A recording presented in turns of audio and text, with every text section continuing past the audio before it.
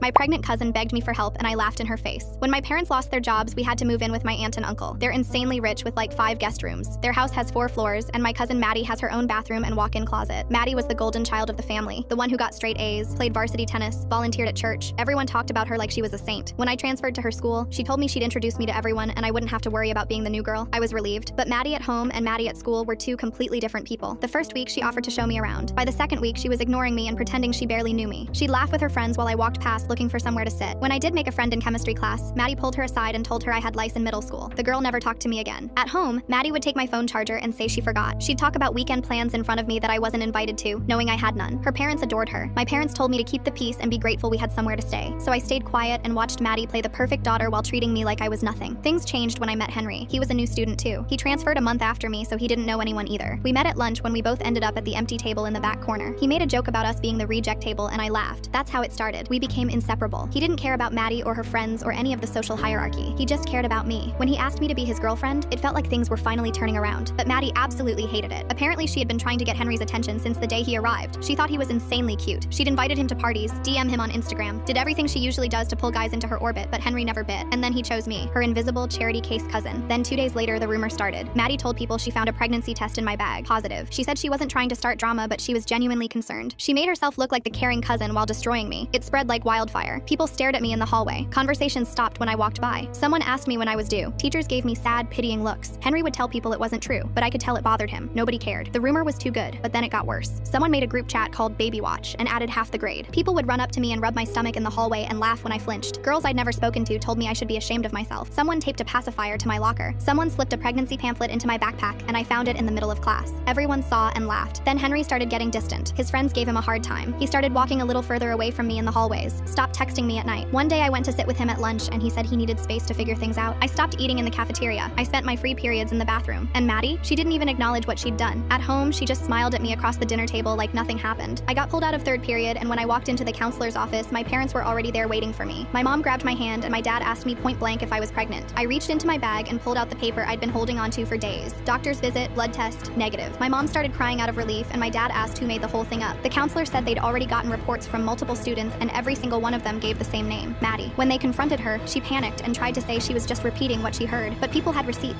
texts, voice messages, everything. She started it, she spread it, and she made sure everyone believed it. Her social life collapsed almost overnight. She went from being the golden child to the girl who faked a pregnancy rumor about her own struggling cousin. Her friends didn't just distance themselves, they turned on her completely. At home, her parents were furious because she didn't just lie, she targeted family while we were living under their roof. A month later, she asked me to help her because she's pregnant. I laughed and told her no.